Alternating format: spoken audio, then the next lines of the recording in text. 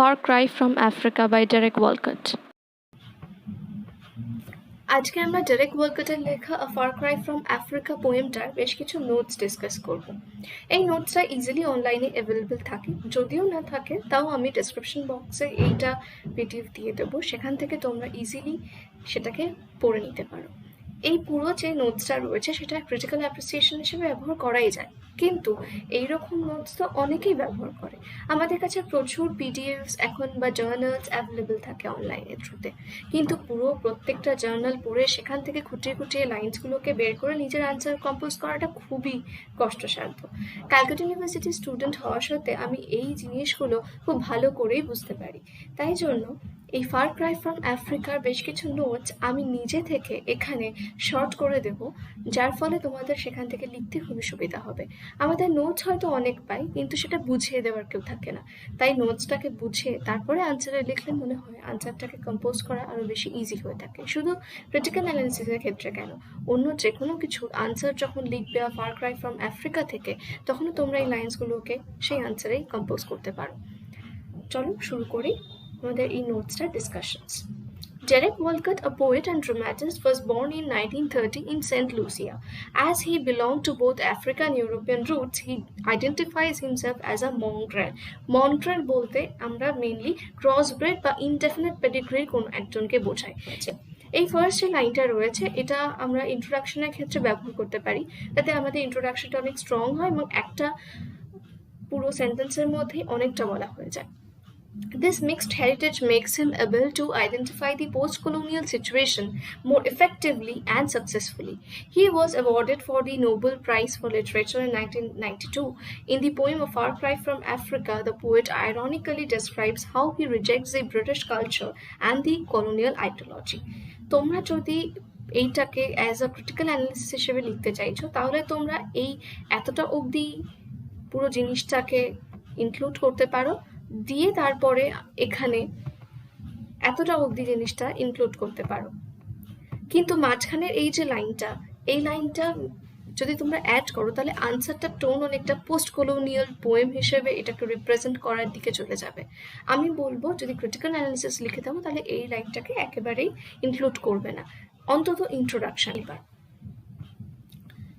Next কি বলছে দেখো, The poem A Far Cry from Africa belongs to post-colonial poetry. আবারও বললাম এটার মধ্যে সমস্ত নোটসই আছে, তোমার পোস্ট কলোনিয়াল কোনটা এবং কোনটা ক্রিটিক্যাল অ্যানালিসিসের ক্ষেত্রে ব্যবহার করতে হবে সেটাকে একটু ভাগ করে নিতে হবে, এবং তার জন্যই আমি তোমাদের হেল্প করছি।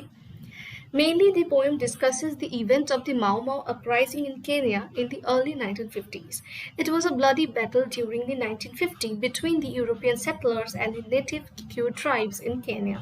Kikuyu was the largest and most educated tribe in Kenya. As the British people invaded more and more their lands, they outrageously reacted. The Kenyan tribes rebelled against the British, who stole the motherland of them. The rebellion was under a secret organization called the Mau Mau. It is estimated a large number of Kikuyu as well as whites were slaughtered during the process. তো যদি তোমরা post colonial poetry হিসেবে ব্যবহার করতে চাও তাহলে অবশ্যই এই প্রথম লাইনটা তোমাদের ইন্ট্রোডাকশনে দেবে, কিন্তু যদি ক্রিটিক্যাল অ্যানালিসিস করতে চাও তাহলে সেক্ষেত্রে এই লাইনটা দেবে না। এবং এই যে পুরো প্যারাগ্রাফটা আছে সেই পুরো প্যারাগ্রাফটার মধ্যে যদি পোস্ট কলোনিয়াল লিটারেচার হিসেবে এটা লিখতে চাও তাহলে এই ফুল প্যারাগ্রাফটা তুমি এর পরেই দিতে পারো, কিন্তু যদি তুমি ক্রিটিক্যাল অ্যানালিসিস লিখতে চাও তাহলে অবশ্যই এই প্যারাগ্রাফটা প্রথমেই দেবে না। এটা তুমি কনক্লুশন হিসেবে পরে ইউজ করতে পারো লাস্টের দিকে, কিন্তু প্রথমেই এটা দেবে না, তাহলে অ্যাপ্রোচটা ক্রিটিক্যাল অ্যানালিসিস থেকে পোস্ট কলোনিয়াল পোয়েম হিসেবে রিপ্রেজেন্টেশনে চলে যাবে। এইটুকুনি পোর্শন দিতে পারো ক্রিটিক্যাল অ্যানালিসিসের ক্ষেত্রে, যেখানে ইজিলি তুমি বলতে পারবে ইন্ট্রোডাকশনে যে এইটা কোন থিমের ওপর বা কোন থিমেটিক টাইমের ওপরে এটা বেস করে লেখা হয়েছে।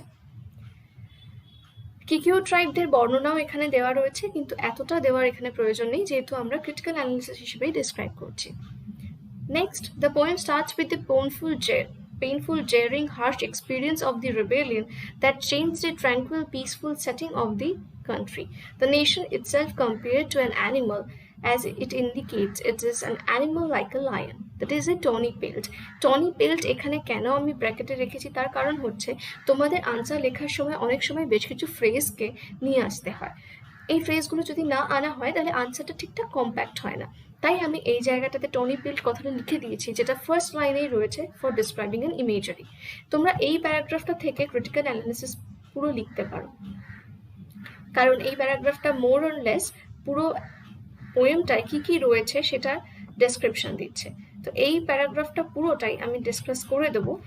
তো প্রথম লাইনটা অবভিয়াসলি প্রয়োজন, এবং তারপর থেকে যে ডেসক্রিপশন দেওয়া হয়েছে সেটাও খুব প্রয়োজন, কারণ সেটা ফার্স্ট লাইনই ডেসক্রিপশন। তোমাদের ক্রিটিক্যাল অ্যানালিসিস লিখতে গেলে প্রত্যেকটা লাইন বাই লাইন তোমাদের অ্যানালিসিস লিখতে হয়, এবং সেটাকে একটু শর্ট করে। তো এটা প্রিসাইজলি লেখা, তোমরা এখান থেকে লিখতে পারো। The Kikyu are compared to flies who are feeding on blood. Next, we are informed the aftermath of the rebellion. The poet describes that the country before the conflict was a paradise, and with an ironical comment, he indicates the death, inhumanity, and destruction occurred in the land. তো এখানে worms বলতে যে মানুষের মৃতদেহের উপরে যে সমস্ত ওয়ার্মসগুলো germinate করে সেগুলোর কথা এখানে বলা হয়েছে। এখানে ফ্লাইজ বলতে অবভিয়াসলি মাও ফাইটার্সের কথা বলা হয়েছে, যারা অ্যাকচুয়ালি কলোনাইজার্স ইউরোপিয়ানসদের এগেনস্টে লড়ছিল এবং তারা তাদেরকে মার্সিলেসলি স্লটার করে। এবং আফ্রিকান লিনিয়েজের পিপল যারা ছিল, যারা অ্যাকচুয়ালি কলোনাইজড হিসেবে ডিসক্রাইব করা হয়েছে পোয়েমে, তাদের ওপরও প্রচুর টর্চার হয়। অ্যাজ আমরা জানি যে আমাদের ইন্ডিয়াতেও একটা টাইমে কলোনিয়াল রুল ছিল, ঠিক সেমভাবেই আফ্রিকাতে আরও ব্রুটালি এই কলোনিয়াল রুলটা করা হয়েছে। তোমরা একটা জিনিস রেফারেন্স হিসেবে মনে রাখতে পারো যে আফ্রিকাতে মেনলি ইউরোপিয়ানসরা ইনভেট করেছিল আইভরি, ডায়মন্ড, গোল্ড, এই সমস্ত ন্যাচারাল রিসোর্সেসগুলোকে দখল করার জন্য। There is the juxtaposition of the conflict against something divine with the image of corpses scattered through a paradise. আমরা অবশ্যই জানি যে প্যারাডাইস বলতে এখানে হেভেনলি একটা স্পেসকে বোঝানো হয়েছে, যেখানে অবভিয়াসলি কোনো কর্পস বা কোনো ডেড বডি থাকবে না, কিন্তু এখানে পুরো কন্ট্রাস্টিং দুটো ইমেজকে পাশাপাশি রাখা হয়েছে, যাতে একটা জিনিসটার কতটা আর একটা জিনিসের থেকে কন্ট্রাস্টে সেটা বোঝানো যায়। The worms that can be seen as the ultimate emblem of stagnation and decay cries at the worthless deaths. তো আমরা ওয়ার্ম অবভিয়াসলি ডেড বডির উপরে দেখে থাকি, এবং সেখানে এরা স্ট্যাগনেশন অ্যান্ড ডিকে বা ডিটোরিয়েশনকে সিম্বলাইজ করে। Sarcastically, poet indicates how the humans are reduced to statistics, and at the same time, those scholars justify the presence of white men in Africa. The process of civilizing the natives, and the poet indicates the fact that it was a failure with the brutal death of the small white child and his family. People behave like animal savages, hence and reminds us the persecution endured by the Jews. So এখানে আমরা হিটলারের কথাও একটুখানি আনবো as a reference হিসেবে। জিউসদেরকে mercilessly কিল করেছিল এবং স্লটারও করেছিল গিলেটিনে। তো ঠিক সেই রকমভাবেই আফ্রিকানসদেরকেও ইউরোপিয়ানসরা ট্রিট করেছিল, তার জন্য এখানে হিটলারের কথাটা বলা হয়েছে। তোমরা চাইলে এটা রেফারেন্স হিসেবে ব্যবহার করতেই পারো নিজের আনসারে, কিন্তু যদি তোমাদের মনে রাখতে অসুবিধা হয় এটাকে তোমরা কাট শর্টও করে নিতে পারো। Though the time and the place is different, the same kind of situations repeat in the world time to time. Next, the poet creates a picture of white men in searching for natives who are hiding behind the bushes. The sound of ibises hints a bad woman. And again, the repetition is sown through the word wield.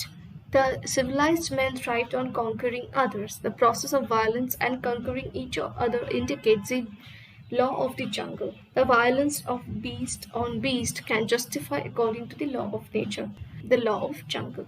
তো beast on beast obviously খুব important একটা phrase, যে important ফ্রেজেসগুলো আমি এখানে কোটের মধ্যে লিখেছি, তোমরাও নিজেদের আনসারে লিখো, বিকজ এই জিনিসগুলো তোমাদের আনসার রাইটিংয়ের ক্ষেত্রে খুব ডিফারেন্স এনে দেয়।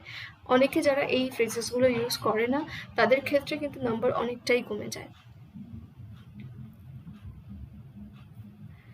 The violence of beast on beast can justify according to the law of nature, the law of jungle. Yet it cannot be applied to the upright man who is stretching out themselves to reach the divinity. Apart from the task of stretching themselves to reach divinity, they end up with inflicting pain, which is killing, and which is the law of jungle, killing for prey. যেখানে যে খাদ্য সে একটা অ্যানিমালও হতে পারে, যাকে অন্য একজনের জীবিকা হিসেবে ব্যবহার করা হচ্ছে, বা অনেকের খাদ্য চাহিদা পূরণ করার জন্য ব্যবহার করা হচ্ছে। এখানে অনেকটা ঠিক সেই জিনিসটারই অবতারণা করা হয়েছে, যেখানে হোয়াইট ম্যানদের ডমিনেট করতে হচ্ছে এই নেটিভসদেরকে for their own sustainability, and এই আফ্রিকানসদেরকেও দ্য সেভেজারি দেখাতে হচ্ছে তাদের নিজেদের ট্রাইবকে, নিজেদের ল্যান্ডকে রক্ষা করার জন্য। They call for the massacre they create by killing as war. Ironically, wars between people are described as following the beat of a drum, an instrument made of an animal hide stretched over a cylinder. তো এখানে দেখো, আমরা একটা ব্যাটলফিল্ডে যখন দেখি যে যুদ্ধের দামামা বাজে, সেইখানে ওই দামামার ওপরের যে স্ক্রিনটা, সেটাও একটা অ্যানিমালের স্ক্রিনকে স্ট্রেচ করে আটকানো থাকে। তো এই আয়রনিটাকে এখানে তুলে ধরা হয়েছে। Though the natives think the act of killing white men brings them courage, it ends up with fear. Moreover, the poet emphasizes the fact that though the natives justify their task, mentioning it as a brutish necessity and considering it as a colonial cause, they just clean their hands with the napkin of dirty cause. তো নেটিভসদেরকে dominate করে তাদের ওপর দিয়ে নিজেদের কর্তৃত্ব ফলানোটা যেরকম ইউরোপিয়ানসদের necessity for continuing the colonization and the colonial rule, সেরকমভাবেই কিন্তু একটা ব্রুটিশ নেসেসিটি রয়েছে ইউরোপিয়ানসদের ফর কলোনাইজিং আফ্রিকা। তাদের মিনারেলস, তাদের ন্যাচারাল রিসোর্সেসগুলো যদি ইউরোপিয়ানসরা না পায়, তাহলে তারা সাস্টেইন করাতে পারবে না তাদের কান্ট্রিকে, এবং তাই জন্যেই আফ্রিকান কান্ট্রিকে সিভিলাইজেশন করার নামে তারা অ্যাকচুয়ালি তাদের আরও ব্যাকওয়ার্ডে পাঠিয়ে দিচ্ছে। এটাই তাদের ব্রুটিশ নেসেসিটি হিসেবে পোয়েমে বলা হয়েছে। এবং তারা আফ্রিকানসের ওপরে যথেচ্ছভাবে অত্যাচার করছে, এবং আফ্রিকানসের মধ্যে থেকে মাও মাও ফাইটার্সরা তারাও ইউরোপিয়ানসের ওপরে এটা রিভেঞ্জ নেওয়ার জন্য আরও টর্চার করছে, তাদেরকে মেরে ফেলছে, তাদেরকে আক্রমণ করছে। ইভেন একটা ছোট বাচ্চা, সে ইউরোপিয়ান লিনিয়েজ থেকে বিলং করে বলে তাকেও তারা মেরে ফেলছে। So the poet suggests the fact that the natives' cause is dirty and ugly, though they consider it as right as nationwide. And he sees a comparison with the West Indians who had their share of harsh experience with Spain. The fight is just as gorilla wrestles with the Superman. The gorilla is in this context is compared to the natives, and Superman is compared to the white man.